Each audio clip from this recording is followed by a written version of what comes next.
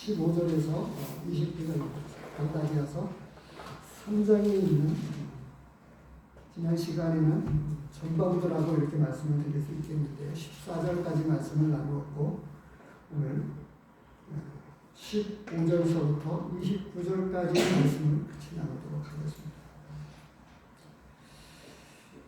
15절에서 29절 말씀을 봉독해 드리도록 하겠습니다. 형제들아, 내가 사람의 예대로 말하노니 사람의 언약이라도 정한 후에는 아무도 패하거나 더하거나 하지 못하느니라.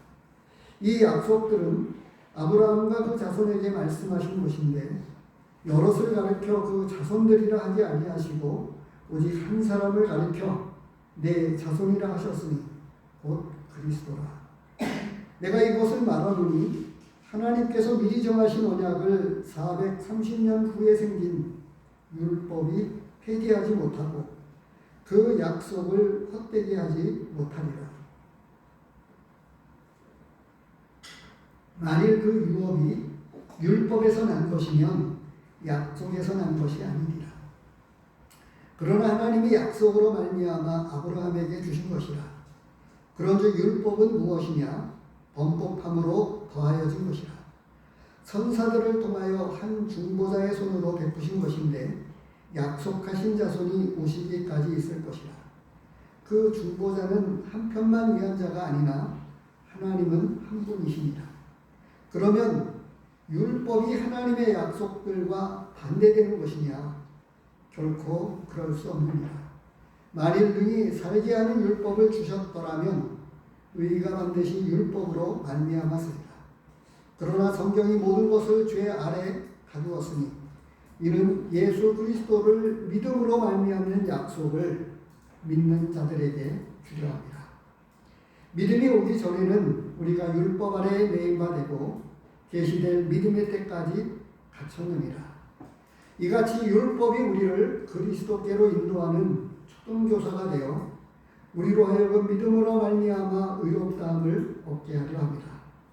믿음이 온 후로는 우리가 초등교사 아래에 있지 아니하도다. 너희가 다 믿음으로 말미암아 그리스도 예수 안에서 하나님의 아들이 되었으니 누구든지 그리스도와 합하기 위하여 세례를 받은 자는 그리스도로 옷 입었느니라. 너희는 유대인이나 헬라인이나 종이나 자유인이나 남자나 여자나 다 그리스도 예수 안에서 하나입니다. 너희가 그리스도의 것이면 곧 아브라함의 자손이요 약속대로 유업을 이을 자니라. 오늘 말씀을 가지고 믿음과 율법의 관계가 어떠한가라고 하는 제목입니다. 믿음과 율법은 어떤 상관이 있을까요?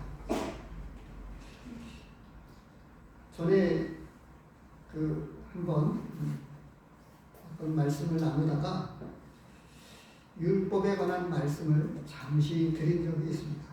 마태복음을 산상수훈 속에 율법을 재해석하시고 이렇게 율법을 명확하게 하나님이 예수 그리스도께서 다시금 제자들을 향해서 그리고 산상수훈 하나님의 말씀을 증거하고 있는 제자들을 앞에 놓고 그리고 또 여전히 모여있는 사람들을 염두에 두면서 율법에 관한 말씀을 풀어주실 때에 예수 그리스도께서 하신 말씀이 있었습니다. 그때 제가 말씀을 드렸던 것이 우리 복음적인 교회 안에서 이 율법은 상관이 없는 것으로 또 무관한 것으로 이렇게 율법에 관한 거리감을 두고 우리가 신앙생활을 하고 있다라고 이렇게 말씀을 드렸는데 제가 시작을 하면서 그런 질문을 드려보겠습니다. 맞기도 합니다만 정말 율법은 우리 성도들에게 전혀 상관이 없을까요? 우리 신앙생활 가운데 율법은 과연 아무런 상관관계가 없는 것인가 하는 것입니다. 그리스도의께로 인도하는 모학 선생이라 했습니다. 네. 이게 개정개혁에서는 초등교사라고 했습니다. 이제 말씀을 드리겠습니다만,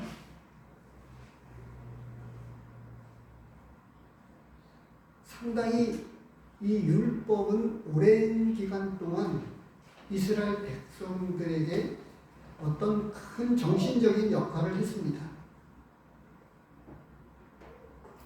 그리고 신약에 와서 이 율법에 관한 것을 가지고 또 이스라엘 백성들에게도 그랬습니다만, 그건 뭐냐 하면 율법을 통해서 하나님이 하시고자 하시는 일들이 있었습니다.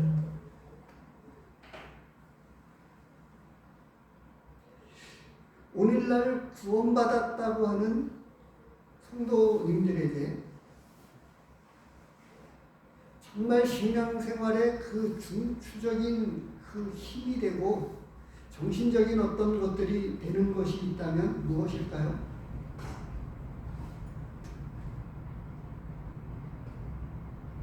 뭐가 있을까요?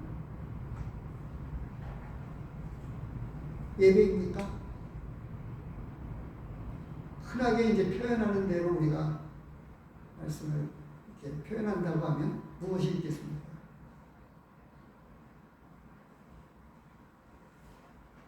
말씀이라고 이렇게 표현하면 사실상 어느 사이인가 구원받았다고 하는 성도님들에게 이 말씀은 별로 큰 영향을 끼치지 못하고 있다면 조금 이상할지 모르겠습니다만, 뭐냐면 뭐라고 할까요? 가까이 하려고는 하는데 그건 신앙 양심인 거고요. 실질적으로는 정말 말씀을 가까이 하고 말씀 가운데 살려고 하고 그런 성도님이 많지 않다고 하는 사실입니다. 그래서 제가 조금 전에 그런 표현을 썼어요. 그래서 그런 것에 관해서 논란이 되어 왔었던 게 있었습니다. 초대교회에서부터.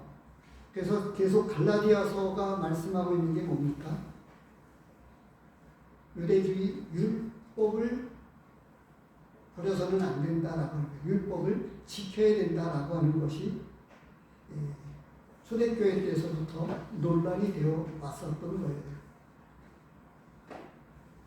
근데 우리는 교리적으로 조금 전에 말씀을 해주시기로 했지만 대부분의 많은 성도들이 정리가 그렇게 되어진 거예요. 율법은 상관이 없다. 이제 우리에게는 구원받기 전에게는 어떨지 모르지만 구원받은 우리에게는 이제 전혀 상관없는 것으로 이렇게 또 배우고 가르쳐 오지 않았나는 생각이 들고요. 그것을 관해서 그냥 조금은 신학적이고 그런 차원에서 접근을 해서 말씀을 드리면 뭐냐면 율법주의자들이 있었고요.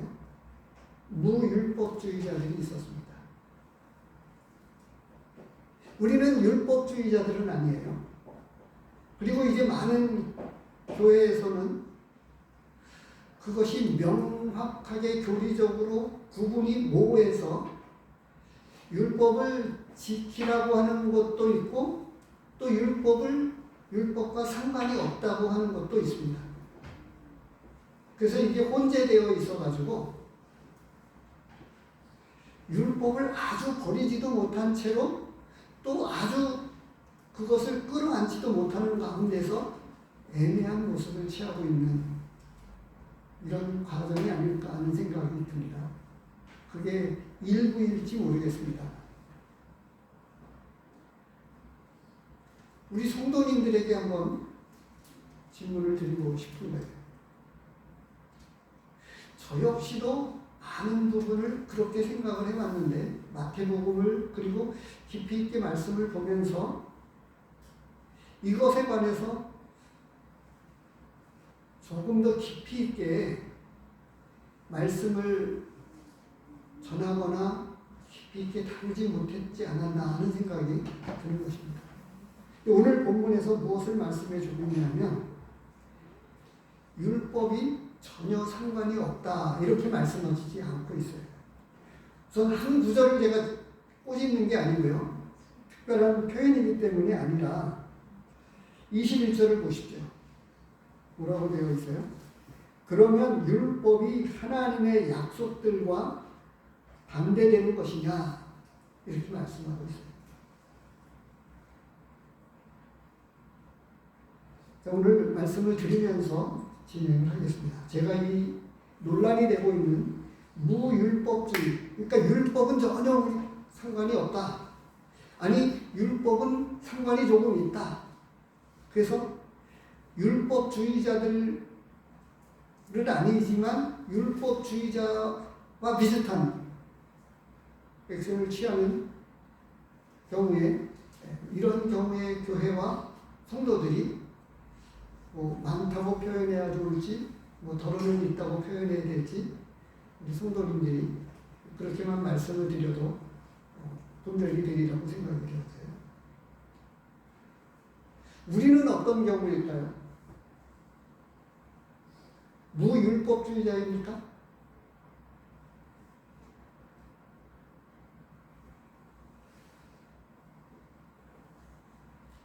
그 지진이 일어나고 이렇게 될 때에 치안이 유지가 안 되어져서 무법천지라고 이야기를 합니다. 그 튀르키예에서 지진이 일어났었을 때 아마 뉴스 보도를 보셨을 거예요. 치안이 안 되어지니까 수많은 약탈 행위가 이루어졌었습니다. 제가 율법과 관련해서 조금 무엇을 생각했냐면요. 2002년도에 있었던 그 주한미군 탱크에 의해서 죽은 여중생 사건 아마 기억을 하실 거예요. 한참 뉴스에서 이야기를 크게 했었으니까요. 효순과 미선이라고 하는 두 학생이 탱크에 의해서 그냥 조금 보기 좋은 표현으로 이렇게 표현하면 교통사고였다고 할까요? 일반적인 차는 아니지만 탱크에 의해서 다시금 제가 그때 당시에도 크게 뉴스를 이렇게 귀담아 듣지 않아서 상관없이 들었다가 사건 결과만 이렇게 알고 있었는데 다시금 찾아보았습니다. 그랬더니 인도가 별로 없어서 훈련 중에 그리고 마주오는 이런 훈련 부대 차량과 탱크가 있으면서 인도가 거의 없어가지고 교행을 해야 되니까 그러는 사이에 탱크가 미처 보지 못하고 그 여중생 학생을 치게 됩니다. 그런데 이제 치해법권이라고 그러죠. 다른 나라에 가 있지만 그 나라의 법에 조촉을 받지 않는, 그래서 그 국제법의 어떤 권리로 인정되고 있는 치해법권, 외교관들이나 이렇게 지금 파견 나와 근무하고 있는 주한미군 같은 경우에 사람을 죽여도 외교관들도 마찬가지입니다. 우리 국내법에 의해서 그들을 처벌할 수 없습니다. 제가 이렇게 말씀을 드리는 것은 율법이 우리와 상관이 없다고 생각하게 될 때 치해법권이라고 말씀드릴 수 있을 것 같아요. 그런데 이제 그렇다고 해서 주한미군들이 때때로 말썽을 일으킵니다. 교통사고를 내기도 하고 아까와 같이 고의적이지는 않았었지만 이런 사건이 일어날 때 국내법에서 어떻게 할 수가 없는 거예요. 더러는 그 외교관이나 어떤 이 시해법권을 이용해서 범죄를 저지르는 경우도 있습니다. 특히 이제 북한과 같은 경우에 마약을 밀매를 한다거나 외교관들이 또 마약을 국가적으로 밀수출한다거나 이런 국가적으로 범죄를 짓기로 하죠. 제가 이런 말씀을 드리는 것은 율법과 상관이 없으면 무율법주의, 아무런 율법에 저촉이 안 되어지니까 아무렇게도 살아가도 되는 거냐라고 하는 거죠. 이것에 관해서 말씀은 어떻게 말씀해주고 있느냐라고 하는 관점에서 로마서와 갈라디아서는 집중적으로 그것을 다루고 있고 오늘 본문에서는 그것을 정확하게 짚어주고 있다고 하는 사실입니다. 그래서 오늘 율법이란 무엇이냐라고 하는 것에 대한 이 명제를 분명하게 드러내주고 있습니다. 첫 번째로가 율법은 믿음과 배치되는 것이 아닙니다라고 하는 것입니다. 15절을 보십시오. 형제들아 내가 사람의 예례로 말하노니 사람의 언약이라도 정한 후에는 아무도 폐하거나 더하거나 하지 못하느니라.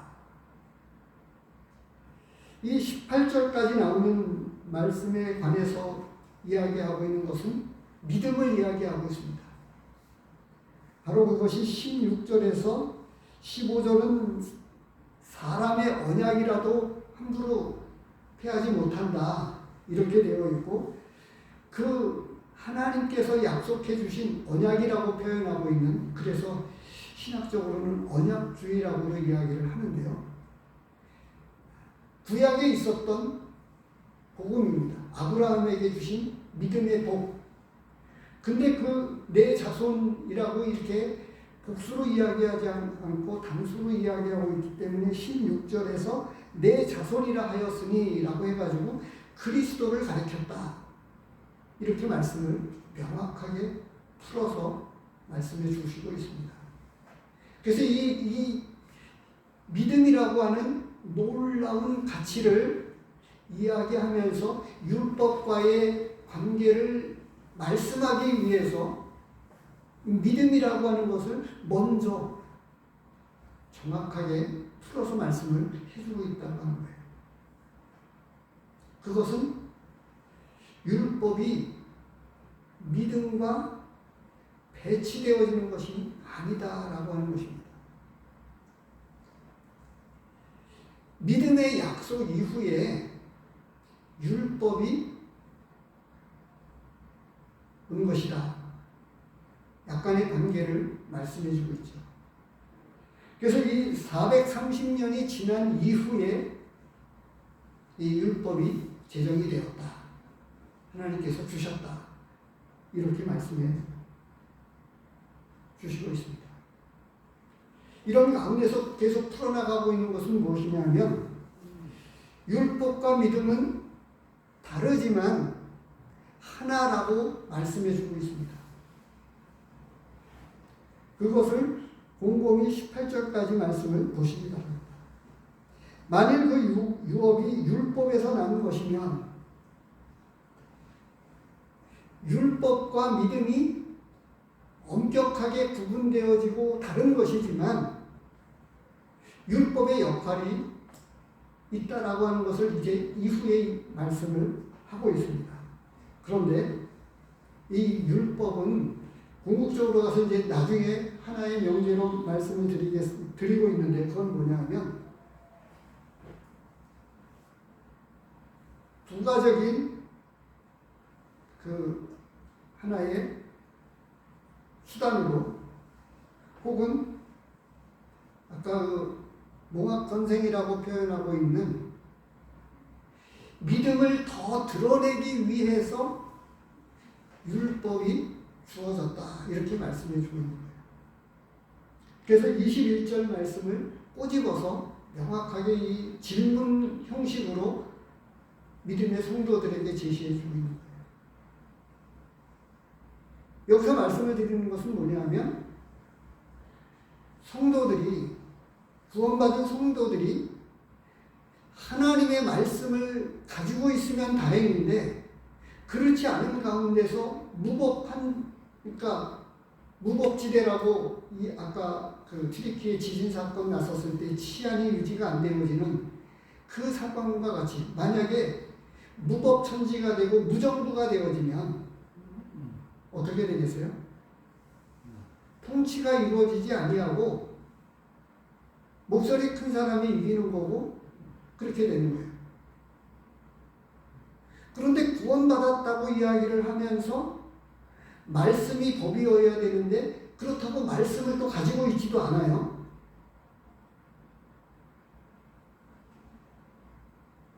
많은 경우에 우리는 조금 다르게 정확하게 분별을 하고 있는데 어떻게 되냐 하면 우리의 예배와 말씀의 예배를 구분했습니다. 그런데 많은 이 교회 안에서는 예배를 말씀과 더불어서 하고 있는 것이 예배로 이렇게 그렇게 드리고 있는 거예요. 그러면 많은 교회에서는 말씀의 예배가 곧 예배로 이렇게 되어지면서 그분들은 말씀을 귀하게 여기고 귀하게 받는다고 하는 거예요. 근데 우리는 떡을 때려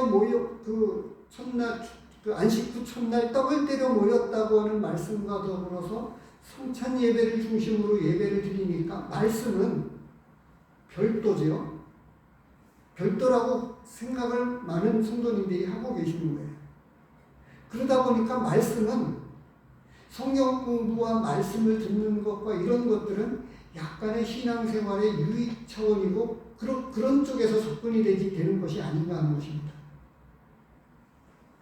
그래서 제가 조금 전에 서두에 말씀을 드렸던 것은 뭐냐면 그러면 무율법주의, 율법은 우리가 관계가 없으니까 무율법처럼 아무렇게나 신앙생활을 하는 것이냐. 그것을 명확하게 제가 말씀을 드리고 오늘 말씀을 통해서 가르쳐주고 있는데 우리 성도들은 수준 높은 영적인 가치를 가지고 살아가는 사람들입니다.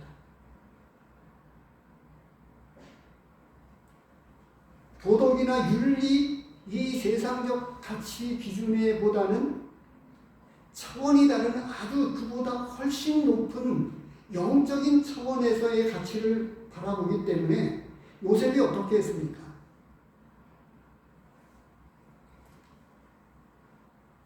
종으로 있었지만 주인의 아내 되는 유혹을 했지만 요셉이 어떻게 했죠? 하나님께 범죄한다고 하는 것 때문에 안 된 거예요. 당시에 가지고 있었던 세상적 가치 기준보다 하나님의 가치가 더 앞에 있었기 때문이에요. 그런데 구원의 은혜는 간직하고 있으면서 말씀과 이 영적인 가치 기준을 앞세워서 살아가는 실질적인 영적인 그런 것들이 없다면 무율법주의자들과 같다라고 하는 거죠. 그걸 줄여서 규칙적인 생활, 규모 있는 생활이라고 흔히 이야기를 하는 겁니다. 요즘에 보면 동사무소에 가면 여성들을 위한 프로그램이 많이 잘 되어 있습니다. 남편들은 이제 직장에서 열심히 일을 하지만 아내들이 맞벌이를 하는 경우는 다르겠습니다만 제가 말씀을 드리는 것은 그런 경우에 아무 때나 쉴 수 있고 아무 때나 먹을 수 있기 때문에 규칙적인 생활을 하지 않고 내 마음 가는 대로 편하게 생활하자고 하면 어떻게 되겠습니까? 영적인 생활에서도 마찬가지라고 합니다. 아무 때나 말씀 볼 수 있지만 규칙적인 생활이 없이 그래서 경건의 시간을 갖는 것이 얼마나 중요한지 모르는데요. 밥은 새끼 그리고 새끼를 안 먹는다 할지라도 규칙적인 식생활을 안 하고 먹고 싶을 때 아무 때나 먹는다. 그런 경우는 없잖아요. 말씀을 더 깊이 다뤄야 되는데 이 율법에서 말씀하고 있는 것이 바로 그런 것입니다. 왜 그런 배경을 따라서 말씀을 드리냐면 본문에서 두 번째로 말씀해 주고 있는 게 첫 번째로는 율법이 믿음과 결코 배치되어지는 것이 아니다. 뭔가 필요에 의해서 율법이 430년 후에 생겨난 것이다. 이렇게 그 명확하게 드러내지 않은 채로 말씀을 첫 번째로 하고 있고요. 두 번째로 19절에서 분명하게 이야기합니다. 율법은 범법함으로 말미암아 첨가된 것이다. 이렇게 말씀해 준 거예요. 19절에 같이 읽겠습니다. 시작. 그런즉 율법은 무엇이냐? 범법함으로 더하여진 것이라. 천사들을 통하여 한 중보자의 손으로 베푸신 것인데 약속하신 자손이 오시기까지 있을 것이라. 약속하신 자손이 오시기까지 있을 것이라. 한정된 기간에 허용이 되어진 거예요. 그런데 그 이후에도 마찬가지입니다. 계속해서 말씀을 해나가고 있는데요. 율법은 죄를 짓고 있는 문제 때문에 죄를 죄로 드러내기 위해서 율법이 제정되었다고 하는 거예요.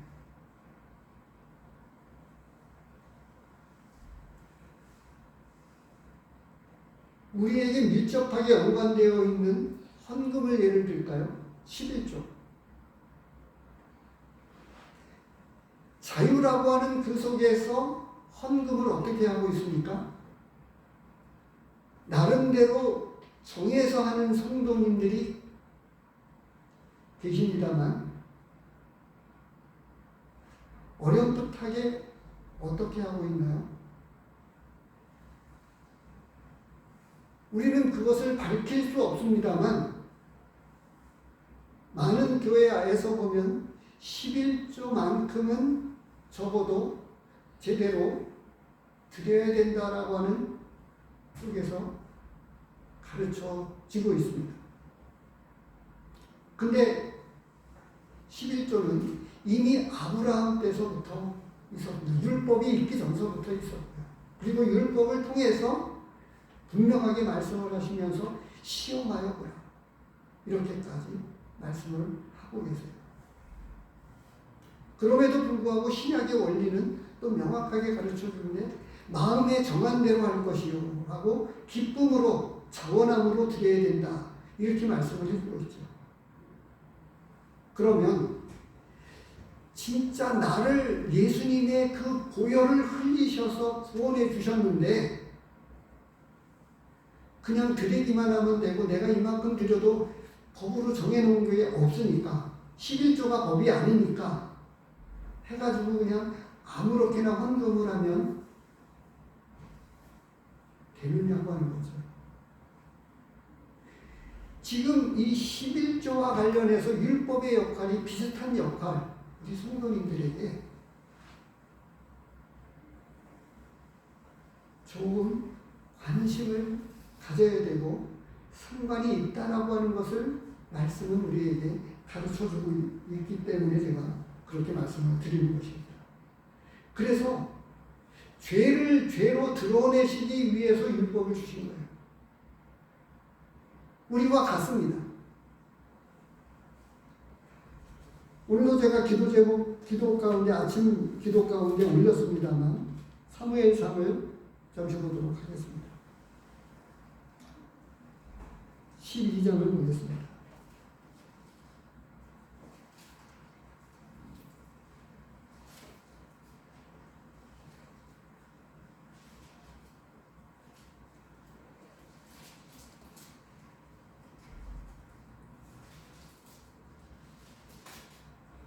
(17절) 19절을 보겠습니다. 17절 말씀을 제가 읽어드리겠습니다.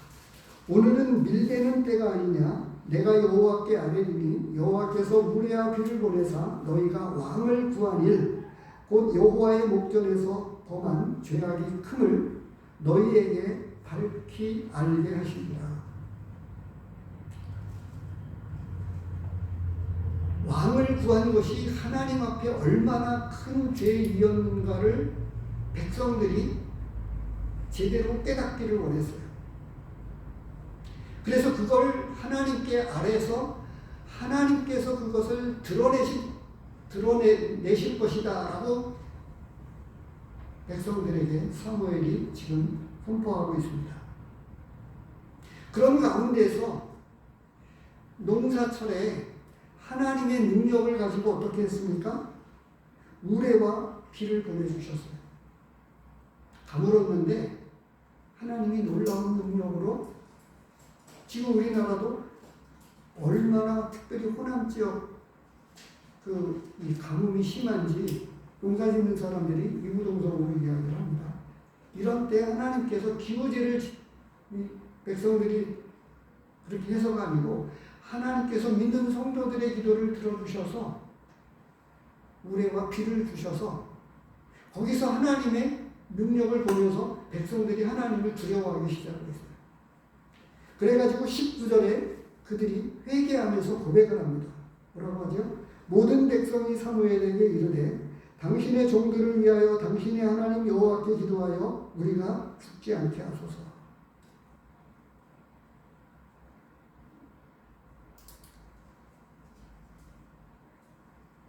우리가 우리의 모든 죄에 왕을 구하는 악을 더하였나이다. 우리의 모든 죄가 많고 많은데 그 중에 더 큰 악이라고는 표현하지 않았지만 왕을 구하는 악을 더했다고 이야기를 했습니다. 하나님의 주권을 버리고 세상 가치를 쫓아서 세상 나라들이 왕을 세우는 그 왕의 제도를 도입해서 우리끼리 잘 살아보겠다고 사람을 세워가지고 하나님의 통치보다는 사람의 통치를 받겠다고 백성들이 요구한 거예요. 이스라엘 백성들이. 그것이 하나님 앞에 얼마나 잘못되었는지를 그들이 깨닫고 회개하면서 비로소 하나님 앞에 고백을 하고 있는 것입니다.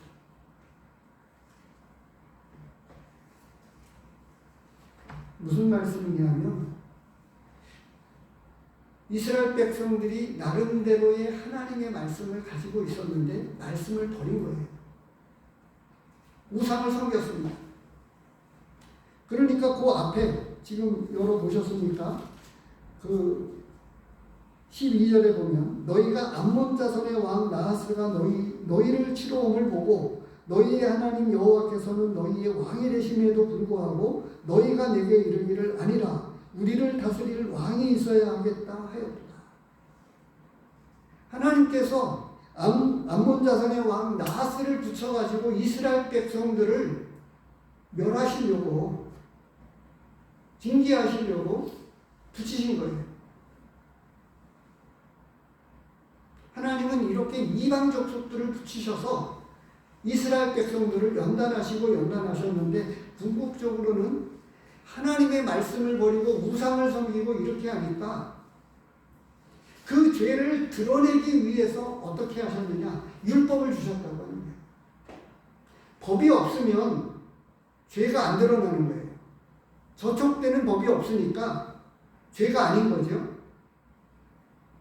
그냥 묵시적으로 나쁘다 하는지는 모르지만 죄로 명확한 죄로 드러나지 않아서 그래서 이스라엘 백성들에게 율법을 통해서 어떻게 해요? 그걸 말씀을 하기 위해서 범죄함을 인해 가지고 율법이 주어졌다, 첨가됐다, 더해진 것이다 이렇게 말씀해 주고 있는 것입니다. 세 번째로는 뭐냐면 정리를 이렇게 하고 있는데요. 율법은 믿음을 제대로 이루기 위해서 율법이 필요했다고 말씀하고 있는 거예요. 시간을 줄이기 위해서 제가 말씀을 드리면 뭐냐면, 우리가 거울을 보잖아요. 거울을 왜 봅니까? 내가 내 모습을 못 보니까요.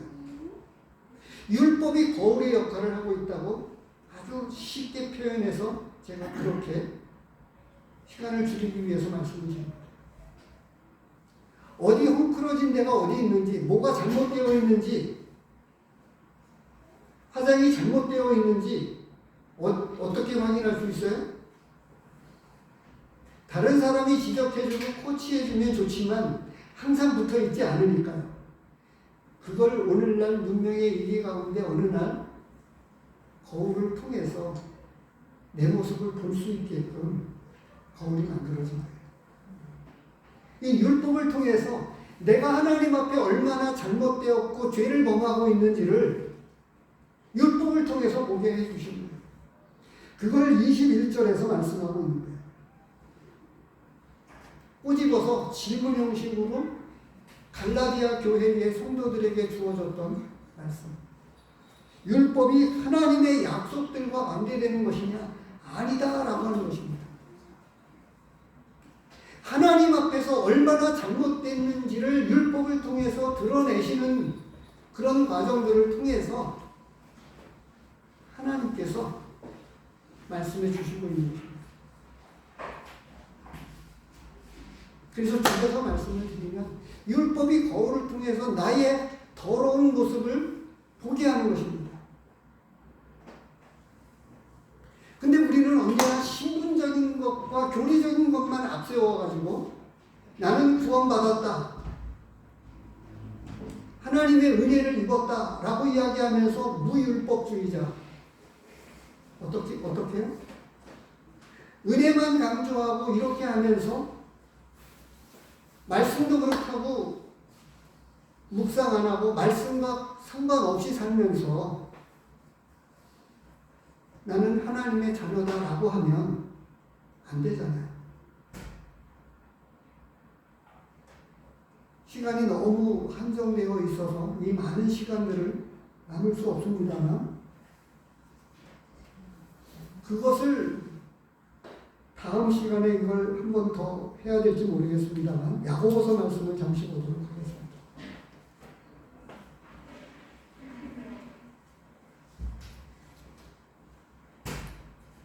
1장 히브리서 바로 다음입니다.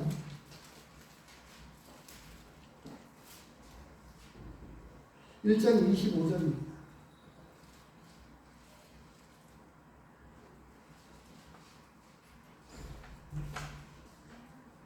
자유롭게 하는 온전한 율법을 들여다보고 있는 자는 듣고 잊어버리는 자가 아니요 실천하는 자니 이 사람은 그 행하는 일에 복을 받으리라. 또 2장 12절입니다. 비슷한 말씀인데요. 아마 개역성경에는 자유하게 하는 온전한 율법 이렇게 표현되어 있죠. 2장 12절에 너희는 자유의 율법대로 심판받을 자처럼 말도 하고 행하기도 하라 라고 이렇게 말씀하고 있어요. 뭐냐 하면 교리적으로는 분명하게 구분되어 있어서 다시금 로마서를 이걸 로마서 차원에서 표현한다고 하면 로마서 8장입니다.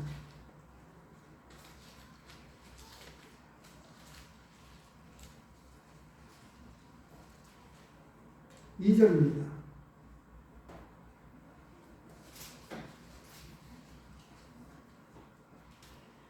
이는 그리스도 예수 안에 있는 생명의 성령의 법이 죄와 사망의 법에서 너를 해방하였습니다. 이 자유하게 하는 율법은 뭐냐면 여기 지금 8장 2절에서 기록되고 있는 생명의 성령의 법입니다. 그걸 우리는 전 단계라고 하는 앞면에 나와 있는 전 단계 율법을 통해서 그리스도에게로 돌아서서 그리스도에게 가서 칭의와 거룩함을 얻어가지고 지금 이 8장 2절에 있는 어떻게 되어 있어요? 생명의 성령의 법이 우리를 끌어가야 되는데 생명의 성령의 법은 어떻게 되어 있죠? 말씀 앞에 순종하게 하고 말씀을 따라 살아가게 하고 말씀을 보라고 가르치고 있고 율법이 있기 전에 내 자녀에게 자든지 누워있든지 간에 말씀을 가까이 하게끔 가르치고 외우게 하고 눈만 뜨면 말씀을 볼 수 있게 하고 이렇게 가르쳤다고요. 자녀들에게 그렇게 하라고 되어 있네요. 시편 말씀에도 보면 어떻게 되어 있어요? 주야로 묵상하는 자로다. 이렇게 말씀하고 복 있는 사람은 그러면 우리는 신분적인 복만 누리고 실제 행하면서 주님과 가까이 하고 말씀을 가까이 하는 삶. 근데 그 법을 버렸다고요. 그러면 그 법을 버림과 동시에 어떻게 돼요? 생명의 성령의 법을 따르지 않는 그 순간에 율법은 우리에게 도전해서 너 죄인이야 라고 지적을 해준다고 하는 거예요. 그것과 동시에 우리는 다시금 그리스도에게로 돌아가면 이 8장을 요약하고 있는 거예요. 제가 말씀을 드리는 거예요. 로마서 8장에서 보면 25절 말씀인 거예요. 그 앞에 24절과 25절에 간격이 있죠. 오호라 나는 곤고한 사람이로다. 이 사망의 몸에서 누가 나를 건져내랴. 이야기하고 25절에 우리 주 예수 그리스도로 말미암아 하나님께 감사하리로다. 율법을 통해서 내가 죽을 수밖에 없는 죄인인데 율법을 통해서 거기서 해방되어질 수 있는 그리스도를 보게 만드는 거죠. 그래서 몽학선생이라고 이야기하고 있고 초등교사라고 표현되어지고 있는 이 갈라디아서에서 우리 범법함을 위해서 더해진 것이고 믿음과 율법이 상관관계가 있는데 율법은 보조 역할로 그리스도로 이끌어가는 차원에서 율법이 주어진 것이다 라고 말씀을 하고 있는 거예요. 그러면 어떻게 되겠습니까? 우리는 무율법주의자도 아닙니다. 그러면서도 여전히 은혜만 이야기를 하고 아무렇게나 산다고 하면 아까 제가 규칙적인 생활, 규모 있는 생활을 말씀을 드렸는데 영적인 건강 생활에서도 마찬가지입니다. 하루에 적어도 3끼 꼬박 안 드시는, 결혼은 2끼 드시는 분들이 있어요. 그렇지만 아무 때나 2끼 먹지 않습니다. 오늘 늦게 잠자다가 새벽 1시에 밥을 먹고 또 아침도 아니고 점심때 배가 고프니까 또 먹고 아무 때나 밥을 먹는 게 아니고 나름대로 규칙적인 생활을 하잖아요. 근데 영적인 생활에서 구원받았다고 하면서 아무 때나 보고 싶을 때 말씀 보고 이따금씩 한번 보고 그렇게 될 경우에 무율법주의자가 됩니다. 그래서 야고보서 말씀을 이야기하면 자유하게 하는 율법을 들여다보고 있는 자는 생명의 성령의 법을 쫓아서 살려고 하면 말씀으로 돌아가야 됩니다. 우리에게 주신 법이 말씀이니까요. 성령은 곧 말씀입니다. 말씀으로 우리를 이끄시고 말씀을 밝혀주시고 말씀으로 인도하십니다. 그러면서 우리는 무율법주의자처럼 실제는 무율법주의자처럼 살아가고 있는 모습이 있다면 제대로 된 믿음의 사람이 아니라고 하는 것입니다. 오늘날 그래서 세상은 바쁘다는 핑계로 그러니까 이스라엘 백성들이 왕을 세웠던 것과 동일하게 세상적 가치가 교회 안에 들어오면서 어떻게 되어졌어요? 바쁘니까 언제 성경 봐? 그리고서는 제대로 된 신앙생활을 하지 않는 거예요. 그것을 제가 표현할 때 주의 중심의 신앙이라고 그걸 말씀을 드리고 있는 거예요. 제대로 된 건강한 성도는 언제나 늘 말씀과 함께합니다. 경건의 시간을 갖고 아까 조금 전에 보았던 사무엘상 말씀에 그 이어서 보면 그런 이스라엘 백성들을 위해서 영적인 지도자였던 사무엘이 뭐라고 이야기하죠? 기도하기를 쉬는 죄를 내가 범하지 않겠다고 이야기를 하고 있는 거예요. 영적인 수준은 어디까지냐? 중보 기도를 하는데 백성을 위한, 이스라엘 백성들을 위한 그 기도에 있어서 기도를 쉬는 죄까지도 짓지 않겠다고 이야기하고 있는 거예요. 기도하는 것, 중보 기도를 하는 그것을 하지 않는, 쉬는 그것이 어떻게 죄가 될 수 있습니까? 근데 생명의 성령의 법 가운데 보면 그건 아니다, 그건 잘못됐다라고 우리에게 성령께서 가르쳐 주신다고 하는 거예요. 그러니까 더 깊은 영적인 수준으로 나아가면 어떻게 되냐 하면 전에 그런 말씀을 드렸어요. 하야면 하얄수록 아주 순전한 백색일수록 어떻게 됩니까? 그런 먼지까지도 드러나는 거예요. 근데 무중충하고 흰색인데 때가 많이 탈수록 어떻게 돼요? 웬만한 저기는 안 드러나는 거예요. 근데 영적은 어떻게 말씀하고 있어요? 악은 모양이라도 버려야 된다라고 말씀하고 있는 거예요. 세상적 윤리나 도덕적인 가치 기준이 아니라 모양까지도 버리라고 말씀하고 있는 거예요. 그런데 어떻게 돼요?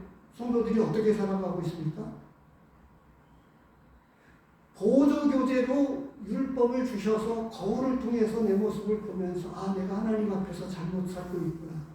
되돌아가서 그 법으로 사는 게 아니에요. 주일날 그래서 말씀을 드린 거가 하녀가 주인하고 결혼했는데 이제는 그전에는 법이 있었어요. 근데 법 이상의 것으로 거기에는 진실이 담겨 있고 사랑이 담겨 있어서 남편을 사랑하기 때문에 출근 시간과 퇴근 시간이 없지만 더 열심히, 더 잘하듯이. 그런데 우리는 이제 출근 시간과 퇴근 시간이 없으니까 자유다. 아무렇게나 해도 된다. 이렇게 신앙생활을 한다고 하면 그게 어떻게 제대로 된 믿음의 사람이라고 말할 수 있겠느냐라고 하는 거죠. 헌금 문제에 있어서도 그렇고 기도에 있어서도 그렇고 모든 신앙생활에 있어서 우리의 삶에 일어나고 있는 부딪히는 모든 문제들 마찬가지입니다. 그 말씀만 드리고 마쳐야 될 것 같은데요. 이스라엘 백성들이 지도자들이 하나님 앞에 늘 물었느냐 안 물었느냐라고 하는 것에 따라서 달라졌습니다. 하나님 앞에 아뢰는 것. 그래서 하나님께 말씀을 듣고 허락이 떨어지면 이렇게 해야 되는데 그렇게 하지 않음으로써 그래서 이스라엘은 여기서부터 급격하게 사울부터가 그랬어요. 사울이 왕이 되는 그 모습을 보면 새 옷을 입었을 때는 너무나 순전하고 믿음이 좋았어요. 근데 왕위에 딱 올라가가지고 어떻게 됐습니까? 다윗을 죽이려고. 오늘 말씀은 율법에 관해서 명확하게 이야기해 주고 있습니다. 첫 번째로는 율법은 믿음과 결코 배치되는 것이 아니다. 두 번째는 율법은 범법함으로 인해서 첨가된 것이다. 더해진 것이다. 이렇게 말씀해 주고 있고요. 율법은 믿음을 이루는 것으로 그리스도께로 인도하는 초등교사, 몽학선생이다 라고 우리에게 말씀해 주셔서 우리는 율법을 이걸 요약해서 제가 제 식으로 표현한다고 하면 하나의 거울로 나의 잘못된 모습을 거울을 통해서 비추고, 전에는 제가 그런 말씀을 드렸어요. 율법을 통해서 하나님 앞에 의롭다함을 얻으려고 하는, 이거는 하나님을 너무 모르는 무지한 사람들의 경우이고, 그래서 율법주의자들이 자기 의를 내세우고 하나님 앞에 율법을 통해서 의롭다함을 얻으려고 하니까 문제가 되었던 거고, 우리 성도들에게는, 구원받은 성도들에게는 율법의 조촉을 받는 게 아니지만, 율법과 은혜는 다른 것이지만 율법을 통해서 우리의 부족하고 연약하고 우리의 죄된 모습을 보면서 그리스도를 더 경험하게 되고, 로마서 표현대로 이야기하면 죄가 넘친 곳에 은혜가 넘쳤다. 이런 나를, 오늘 아침에 기도문을 울리면서 이스라엘 백성들이 모든 죄에 왕을 더하는 악을 행하였다라고 고백했던 그 기도 가운데 제 모습을 보면서 이런 나를 기다려주시고 참아주시고 받아주시고 용서해주신 이 하나님을 얼마나 감사한지, 율법을 통해서가 아니라 율법은 오히려 그리스도를 더 인도하는 우리 신앙생활의 그래서 이 7장, 8장이 보면 그런 차원에서 율법과 은혜가 적절하게 믹서가 되어 있습니다. 그 대표적인 한 가지 예를 7장 24절, 25절 그리고 8장에서도 조금 더 언급을 해주고 있습니다. 우리 성도님들이 돌아가셔서 이런 율법과 은혜의 이런 관계들을 깊이 묵상하시고 율법이라고 하는 거울을 잘 들여다보면서 우리의 더러운 모습들을 고쳐보시고, 그리고 하나님 앞에서 입은 이 은혜 안에서 생명의 성령의 법을 따라가는, 그래서 조그맣게 하나님께서 우리의 신앙 양심을 건드리시고 때로는 말씀을 보내주셔서 지적해 주실 때 그때 즉각적으로 순종해서 하나님 앞에 순종되어지는 이런 삶이 저와 우리 성도님들에게 있기를 진심으로 원합니다. 기도하겠습니다. 하나님 아버지, 이스라엘 백성들보다